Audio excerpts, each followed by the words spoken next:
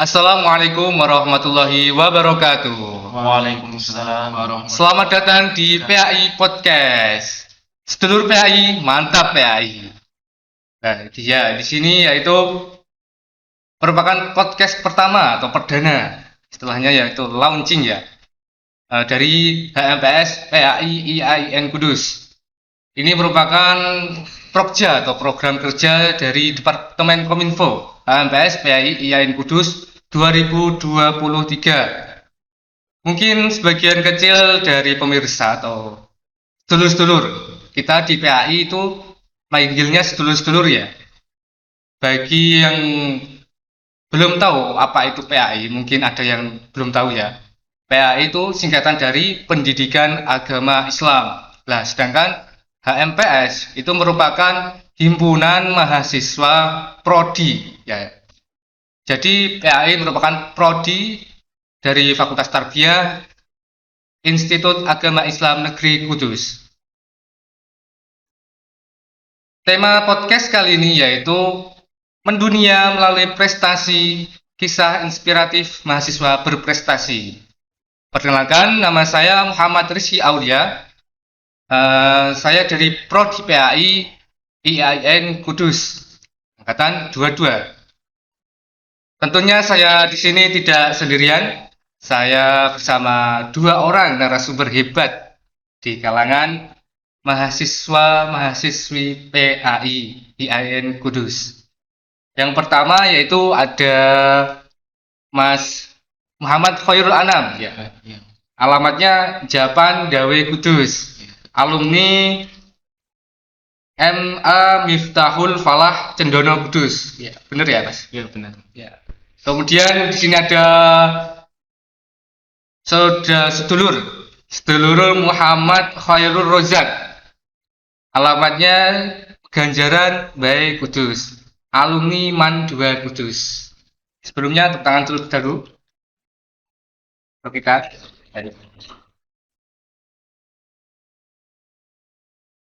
Baik, yang pertama saya akan mewawancarai Mas Rozak dulu ini. Pastinya dari kalangan mahasiswi PAI tidak asing lagi dengan yang namanya Mas Rozak. Oh, sebentar, kita ubah dari Mas ke sedulur saja. Kalau di PAI itu manggilnya sedulur, ya. Sedulur Rozak. Iya. Pasti sudah tidak asing lagi di kalangan mahasiswa PAI. Bisa kadang dipanggil suhu oleh teman-temannya. Suhu apa ini? Suhu netizen atau apa ya? Suhu dalam bidangnya. Oh, enggak dalam kolam ya, Mas? Oh, tidak. Oh iya ya. Ya. Yang dikenal dari Mas Rozak yaitu tilawahnya atau qiro ya. Jadi bisa diceritakan sedikit nih Mas. Awal mula dari Mas Rozak ini terjun di dunia perkiroan atau tilawah itu mulai usia berapa? Atau SD atau MTS atau gimana? Coba diceritakan sedikit dulu. Oke. Sebelumnya saya menyapa ya dari pemirsa semuanya yang melihat siaran ini ya. Ya, selamat pagi. Puji syukur kehadirat Allah Subhanahu wa taala yang telah dilimpahkan pada kita sehingga kita dapat berkumpul, kita dapat bermuajah pada pagi hari ini ya di podcast HMPS PAI ya tentunya. PAI Podcast. Oh, PAI Podcast ya. Balik dikit ya. Tipe. Gak apa-apa. Oke. Ya, sebenarnya saya itu masih belum pantas ya Mas dijadikan narasumber karena saya juga masih dalam tahap proses belajar dalam bidang pertilawahan. Jadi saya juga masih melakukan tahap-tahap belajar ya dalam menekuni bidang pertilawahan. Pertama kali saya belajar tilawah itu saya lupa umur berapa ya. Tapi yang saya ingat itu waktu kelas 3 sekolah dasar. Nah, itu pertama kali saya diajak saya untuk belajar tilawah Al-Quran. Pertama kali saya hanya iseng ikut ekstrakurikuler yang ada di SD. Saya dulu SD, Oh, alumni SD. SD. Tapi ada tilawahnya ya? Ya, Nah, itu tapi gabungan dari nah, SD lain. Maksudnya ya bagus, ekstra ini itu bagus. jadikan satu di sebuah SD, lalu diadakan setiap rutin. Dulu hari Selasa, Mas. Setiap hari Selasa, Ya, setelah pulang sekolah. ya, setelah pulang sekolah. Dan seluruh rojak ini rutin ikut ya? Atau gimana? Ya, Dulu dulu masih semangatnya, masih kalau semangat-semangatnya ya? ya ada temannya ya ikut meramaikan dulu. Ya ada keinginan untuk menjadi juara, menjadi bisa itu belum ada. Hanya ikut-ikutan saja dulu. Sudah bagus itu. SD tapi ada ekstra tilawahnya. Nah, Ya, kemudian juga tadi katanya digabung antara SD 1 dengan SD yang lain. ya, Baik. Kemudian untuk Mas Anam. Oh, ya, gimana? Mas Anam ini ahli dalam bidang kaligrafi ya. Hot. Kalau istilahnya kalau kaligrafi Arab, hot ya namanya. Ya Hot. namanya hot. Hot. Ya. Kalau kaligrafi kan masih umum. Kaligrafi kan ada yang kaligrafi Latin, ada yang kaligrafi yang lain. Kalau hot kan kaligrafi Arab. Arab, ya. Nah, mulai kapan itu Mas? Mulai mengasah bakat kaligrafinya? SD atau MTSK atau MIK itu? Saya jelaskan. Iya, iya. Jadi pertama kali saya menekuni bidang seni kaligrafi atau yang disebut sekarang itu hot. Kalau kaligrafi Arab itu namanya hot. Nah, secara umum itu kan kaligrafi itu kan seni menulis yang indah. Nah, gitu. Nah, kaligrafi sendiri itu masih umum seperti kaligrafi Arab, kaligrafi huruf abjad itu kaligrafi Cina dan huruf-huruf yang lain. Iya. Nah, pokoknya seni yang indah itu namanya kaligrafi, seni menulis khusus untuk menulis gitu. Nah, yang dinamakan hot itu kan seni kaligrafi Arab, itu nulis Arab dengan media tertentu, dengan cara-cara tertentu, teknik atau metode tertentu, dengan secara indah dan ada aturan kaidahnya untuk menulis itu. Iya. Nah, saya menekuni seni kaligrafi ini pertama itu di MTS. Tapi SD itu ceritanya suka menggambar kayak gitu. Nah, tapi memang SD kan tidak ada ekstra kaligrafi. Iya. Kebetulan SD saya di Japan sana tidak ada ekstra kaligrafi. Nah, saya menekuni itu di MTS Miftahul Falah Cendono Dawe Kudus.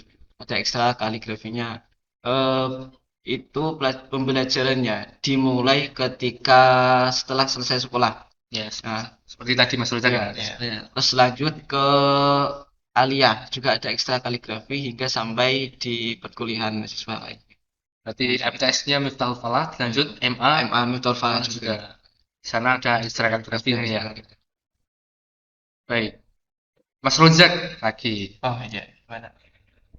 Ada riwayat prestasi dari Mas Rojak yang di sini saya membacakan datanya yang terakhir yaitu juara 1 Festival Takbiyah 2021 tingkat IAIN Kudus kategori MTQ. Kemudian yang paling berkesan menurut Mas Rojak itu ketika lomba tilawah di mana? Ya, gimana ya, Mas? Kalau berkesan ya semuanya berkesan ya. Ya. Karena dalam setiap ajang perlombaan itu saya jadikan sebagai acuan untuk kita memperbaiki bacaan tilawah Al-Quran, memperbaiki ilmu tajwid dan memperbaiki seni suara. Jadi kan tilawah Al-Quran itu berarti seni di bidang suara gitu. Sama-sama seni, yang ini suara, yang ini Ya, kaligrafi, ya, menulis. ya. Oke, mantap, mantap. Untuk Mas Rojak, prestasi yang paling lomba yang pertama kali diikuti itu pada saat apa? Tingkat SD atau MTS atau MA? Oke, lomba pertama kali yang dulu saya pernah ikuti itu di tingkat kecamatan dulu Mas, pada waktu SD. SD. Kelas 3 itu, nah, itu kan saya langsung ditunjuk oleh guru saya.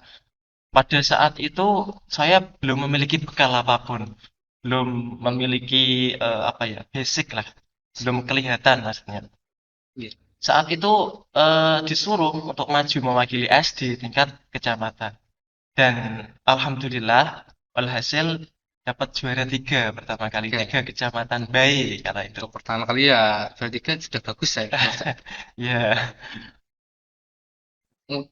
Untuk bakat suara sendiri itu merupakan keturunan atau Mas Rojar sendiri yang mengasahnya.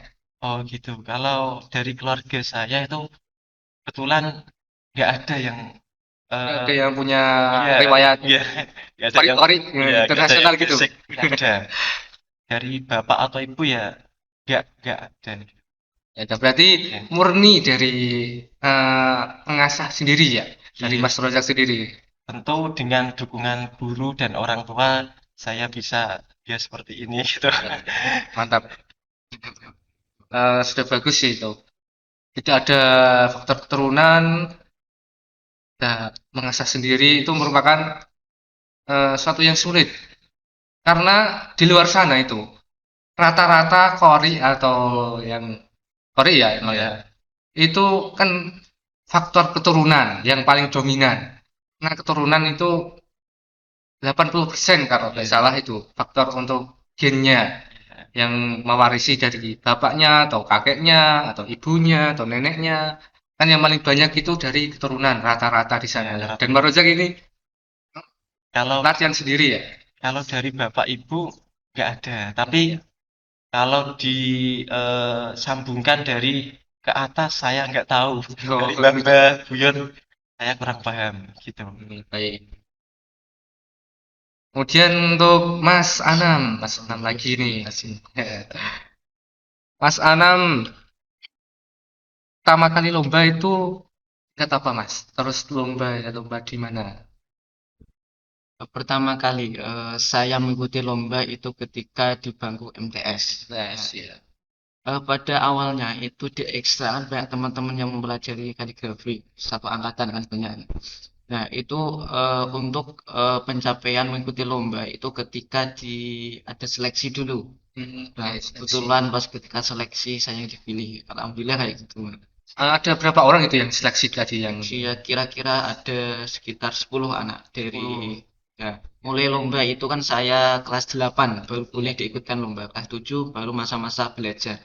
Nah, kayak Baik, gitu. baik.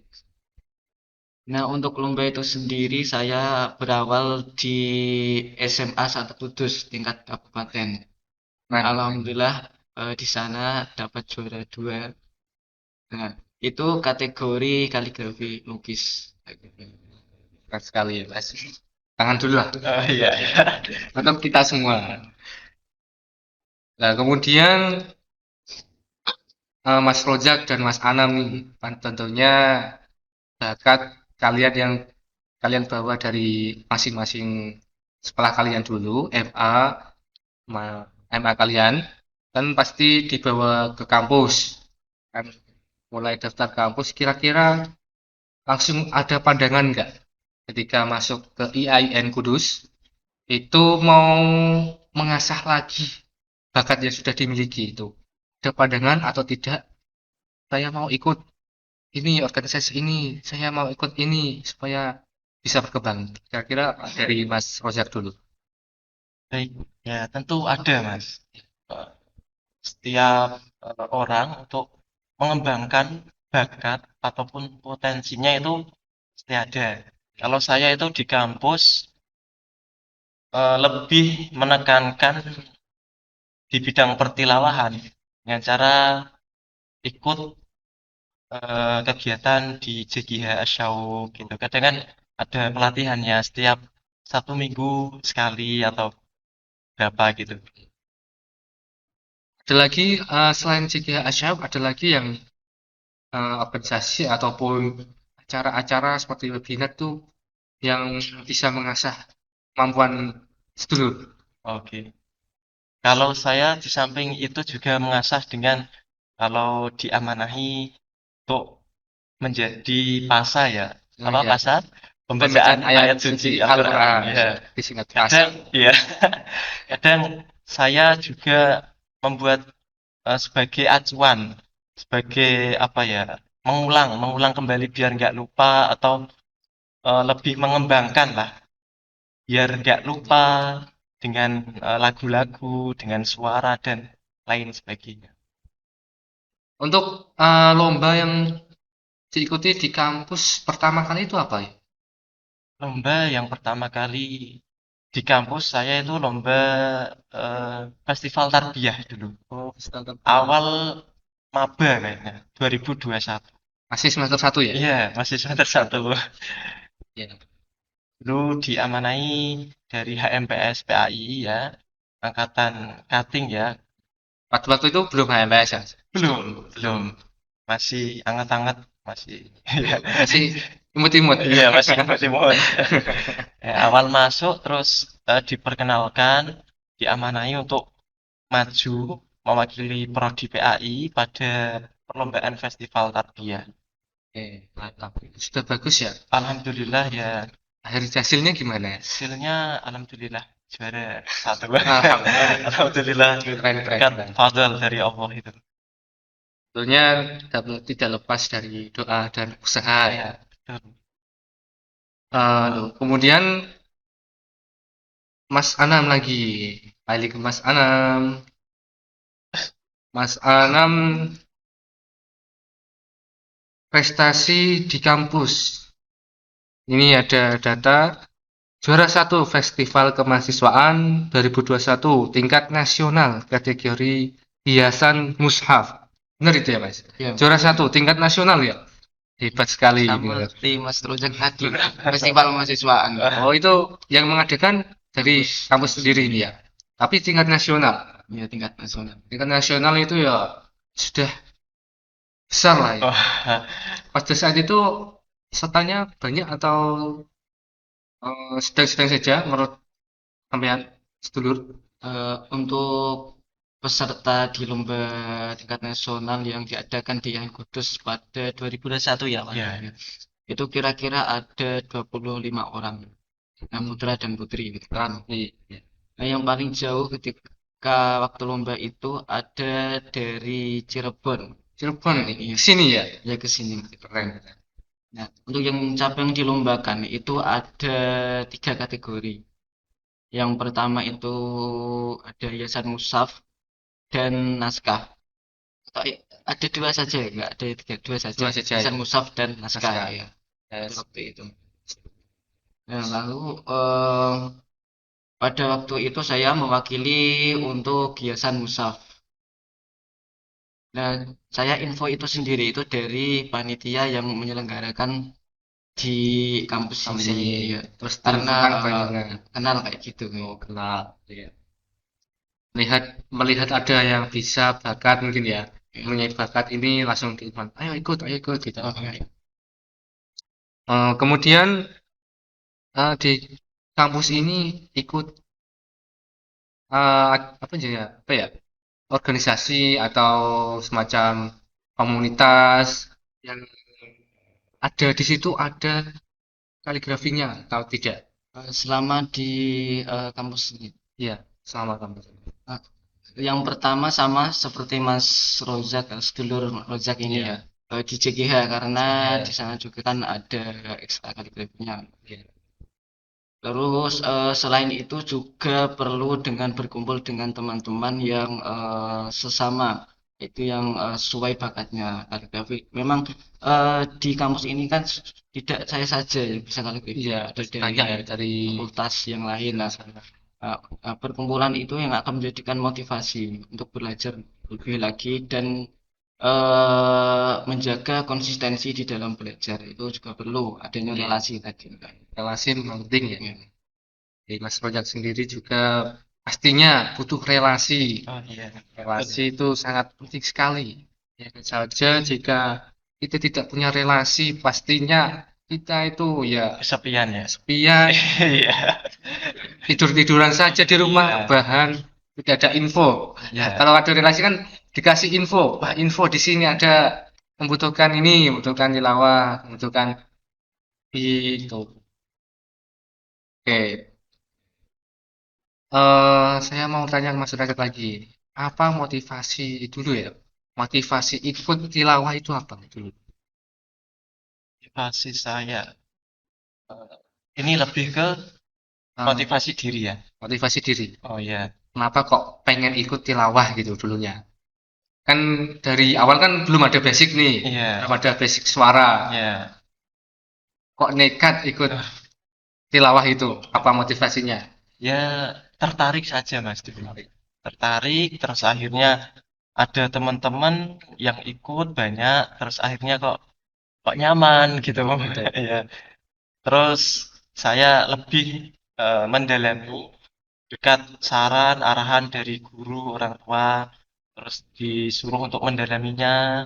Karena kalau sekarang ya, terutama dalam seni ya seni suara, seni tulis itu, kaligrafi itu jarang orang yang bisa, Mas. Iya, Kalau memang sekarang itu sedikit sekali ya. ya, dan kadang itu dibutuhkan, dibutuhkan sekali malah. Iya, itu. Ya, jadi dengan itu saya ingin mendalaminya dan jadi seorang yang khairun nas anfa'uhum linnas. Wih, keren. Katanya. Ya, tanya Mas Rozek. Bisa aja Mas Anam. Tapi Ya. kalau sekarang jangan katanya lagi ya. Kalau kan dulu itu kan dulu. Ya, berarti emang pengaruh teman, pengaruh pergaulan. Teman-teman banyak yang ikut, aku tak melu ah. Untuk Mas Anam sendiri, dulu waktu sekolah, apa motivasinya ikut kaligrafi? Motivasi saya sendiri itu kan ada dua ya, motivasi dari internal dan eksternal Iya. gitu. Nah, untuk internal sendiri saya memang kan sebelumnya agak sedikit bisa menggambar kayak gitu.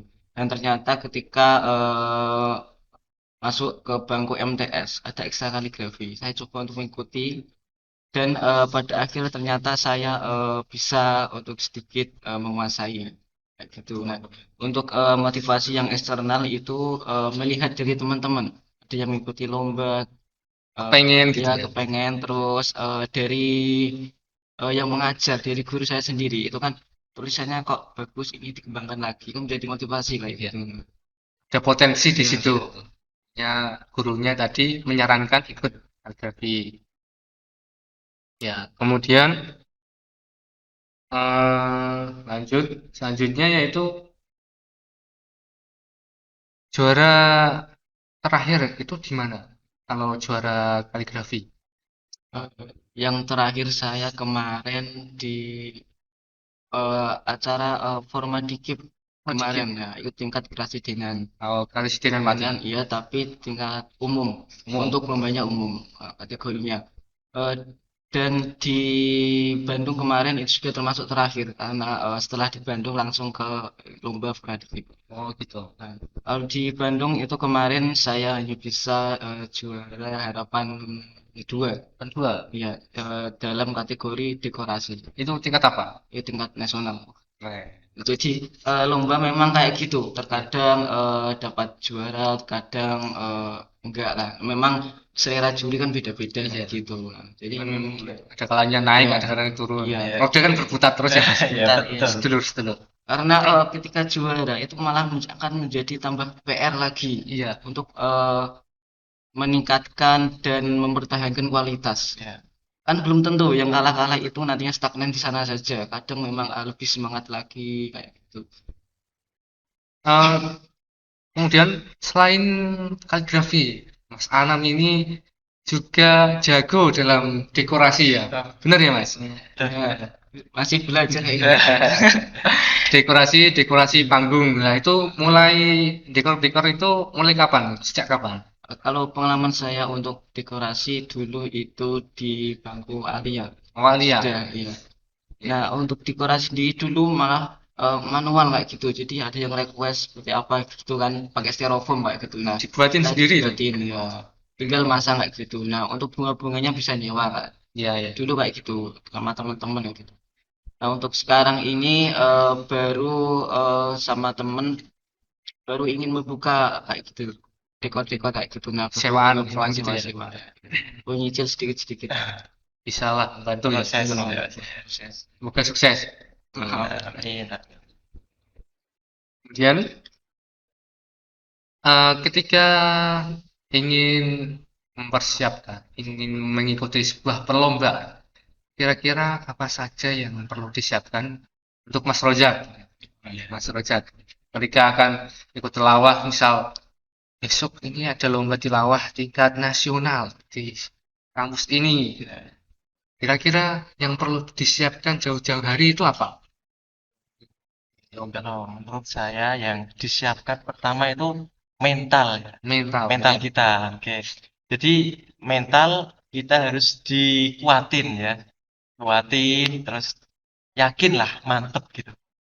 Terus yang kedua niatnya itu ditata. Kita mengikuti lomba itu niatnya untuk apa? Niatnya untuk memacu potensi dan mengembangkan bakat kita misalnya. Ya. Jangan jangan niat ingin juara lah. Kalau bisa juara itu hanya bonus kadang. Kalau dapat ya alhamdulillah, kalau enggak ya terus lagi. ya terus mengembangkan diri berproses gitu. Sampai salah niat. Nanti Iya, kalau salah niat, akhirnya ujung-ujungnya kecewa pasti. iya kecewa betul. Ya, Kalau Mas Anam sendiri gimana untuk persiapan ketika akan lomba gitu? Nah, tadi kan sudah sampaikan terkait mental dan niat ya. Iya. Nah, Kalau kan tentu mental itu dan nulis. dia dipersiapkan juga. Terus niat yang penting itu memang kita ketika di perlombaan itu niat belajar. Nah, kenapa niat belajar? Karena ditakutkan nanti ketika kita tidak sesuai dengan tujuan, tidak sesuai dengan usaha kita, biar tidak ada kecewaan. Kita belajar di sana kayak gitu. Nah, yang terpenting itu memang ketika menyiapkan itu jangan ketika ada lomba saja. Sebelum-sebelumnya kita sudah mempersiapkan. Seperti contohnya yang pertama itu berusaha dengan tekun, konsisten ya, terus dengan sabar kayak gitu. Nah, maksudnya dengan berusaha dengan tekun itu atau belajar dengan tekun itu tidak harus setiap hari. Artinya kita selalu menjaga bakat kita. Seperti kalau saya ya kaligrafi ya di rumah menulis. Nulis, ya. Mas Rojak ya latihan tilawah Ya. atau di masjid tilawah nggak apa-apa. Ayo vokalis kamar mandi gitu saya. Iya. Terus selanjutnya konsistensi. Nah, konsistensi itu maksudnya kita menjaga sampai akhir. Sampai akhir itu ya entah nanti sampai tua atau sampai kapan.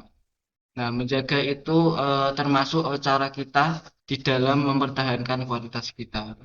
Kalau tidak ada penjagaan konsistensi tidak ada, maka kita akan stagnan dan kita akan melupakannya nantinya. Betul sekali. Ketika merasa oh ternyata ini hasilnya segini, nggak usah lah kayak gitu. Kan bahaya. Ya, adanya kan kemunduran tadi, nggak ada kemajuan. Lalu ada kesabaran tadi yang penting sebagai memacu sebagai agar kita memiliki sifat sabar itu kan usaha kemarin-kemarin sudah kita laksanakan. Ketika kita sediakan kesabaran, maka kita akan biasa-biasa saja. Ketika mau kalah atau mau menang, kita akan Terima lapang Menerima, dada. tapi siap lah gitu ya. ya siap. Ya, Kalau dari Kori juga seperti itu, Mas. iya. Kori itu dari pesan guru saya itu jangan jadi Kori yang musiman. Musiman. Maksudnya gimana itu musiman? Musiman itu di garis bawahi latihan kalau hanya ada lomba saja itu. Itu musiman Jadi, namanya. ya, musiman. Jadi jadi Kori ya kita harus berlatih setiap hari, setiap saat, setiap minggu, setiap bulan, bahkan sampai bertahun-tahun. Jadi prosesnya itu gak apa gak sebentar ya, lama. membutuhkan proses yang lama.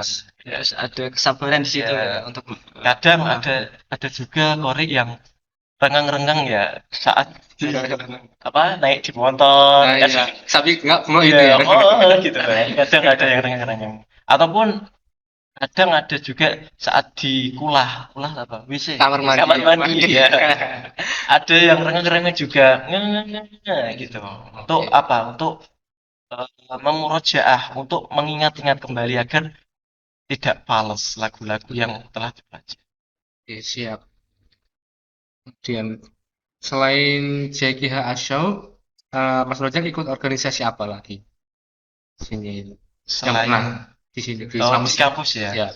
Dulu pernah ikut HMPS PAI. Oh, Ya. HMS. Alumni sedulur PAI. Iya, sedulur PAI. Mantap PAI. Mantap. Iya. Oke. Oke. Itu saja. Tahun 2021. 21 ya. Sudah dua misioner berarti. Iya, betul. Fokus kuliahnya dulu sama yang lain gitu. Nah, untuk Mas Anam selain tiga asyhab apa lagi? Kalau ini di kampus ya? Ya, di Oh, kampus. di kampus saya hanya DG saja. Oke, tapi itu sudah mewakili bakatnya ya. Maksudnya Ya, bakatnya sudah bisa diasah di situ. ya Atau gimana? kemungkinan ya bisa seperti itu. Tapi saya itu mengikuti di DG saja karena di rumah juga kan ada organisasi yang lain. Oh, Kayak itu. Kalau di rumah itu apa? Saya ikut di desa wisata. Oh, desa wisata. Desa wisata. Terus ada juga di kampung budaya. Oh, siap. Luar biasa. Luar Kesenian biasa. juga di Mantap, sana. Mas Anam. Dua narasumber ini memang luar biasa sekali. Saya- Saya tepuk tangan untuk kalian berdua. Saya perlu banyak belajar dari Mas Anam juga ini. Tadi Mas Anam itu di sini dari data yang ada itu ikut juga pengajar pameran kelas kesenian kaligrafi di Kampung Budaya Piji Wetan. Itu maksud kelasnya itu kesenian tentang apa? Kaligrafi kah atau gimana? Di kampung budaya Pijewetan ya tempatnya di Pijewetan. Nah itu ada kelas-kelas banyak sebenarnya terkait kesenian. Ada tari, ada puisi, juga ada teater dan ada kaligrafi, juga ada lumbung baca, dongeng, warna ya ada banyak sebenarnya. Nah terkait kesenian. Nah kenapa kok memiliki program seperti itu? Karena di sana itu mendapatkan apa ya proposal kan diajukan kepada Dana Indonesia LPDP Kemendikbud Iya. itu nah, dan pada akhirnya bisa tembus ke sana. Jadi dituntut untuk memberi pembelajaran yang terkait kesenian budaya gitu.